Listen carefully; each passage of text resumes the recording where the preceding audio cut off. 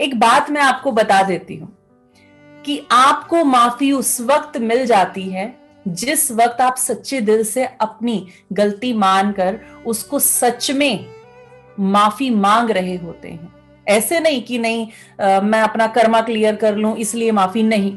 सच्चे दिल से जिस वक्त आप माफी मांग लेंगे उस वक्त आपको माफी मिल जाती है। ये सबसे मैं इसी प्रिंसिपल को फॉलो करके चलती हूँ और मेरे हिसाब से ये सही भी है। सामने वाला करे ना करे उसकी हीलिंग कब होगी हमें नहीं पता, लेकिन हमारी तरफ से इतना है, अगर मुझे एहसास हो गया है और मेरी फीलिंग सच्ची है और मैंने माफी मांग ली है तो आपको उस वक्त माफी मिल जाती है। क्योंकि दरअसल माफ वो इंसान नहीं करता। अनुराग सर बोलते हैं ना, वो डिवाइन एनर्जी जो उसके अंदर रहती है उस तक, उस सोल तक वो चीज पहुंचती है। लेकिन हाँ, ये जो लाइफ में ये जो और ऊपर की ये जो थॉट प्रोसेस जो आ गया है ना, ये कई बार ये जो ईगो कहीं ना कहीं आ जाती है, कई बार उसको एक्सेप्ट नहीं करने देती। लेकिन उसके बाद भी अगर आप अपनी तरफ से क्लियर हैं तो आपको उसी वक्त माफी मिल चुकी है। लेकिन उस रिलेशन को और बेहतर करना चाहते हैं और चाहते हैं कि सामने वाला भी हील हो जाए, तो इस प्रोसेस को आपको बार बार करना होता है उस इंसान के लिए, जहां आपको चाहते हैं कि आप उनसे आगे जुड़े रहें और आपके रिलेशन ग्रो कर सकें। तब ये जरूरी है कि आप इसे प्रैक्टिस करते रहें और ये हीलिंग वहां से भी स्टार्ट हो जाएगी। एक और चीज होती है, कभी किसी की बातों पर गुस्सा बहुत आने लग जाता है कि कोई इंसान जरा सी बात बोलता है, उसकी बात पर गुस्सा आता है, तो मैं उस वक्त सिचुएशन को कैसे हैंडल करूं। ये बहुत बार होता है और मजे की बात यह है, मैंने इसके लिए एक ही टिप बहुत सारे लोगों को बताई है और उन्होंने जब प्रैक्टिस किया तो उनको रिजल्ट मिल गया। और ये इतनी सिंपल है कि इम्पैक्ट बहुत अच्छा देती है और उस वक्त एकदम से आपका थॉट प्रोसेस वहां से आपका ध्यान हटा देती है।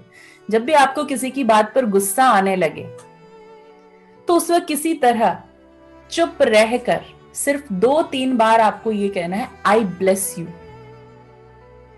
वो कुछ भी कह रहा है वो इंसान, आई ब्लेस यू। एक बात याद रखिए, आप सिर्फ बोल भी रहे हैं, सिर्फ बोल भी रहे हैं, इवन देन आप उन लोगों को कभी कर्स नहीं कर सकते जिस वक्त आप उसको ब्लेस करें। आप ये नहीं कह रहे God bless you, no, you are saying I bless you, कि मेरी ब्लेसिंग्स आपके साथ हैं।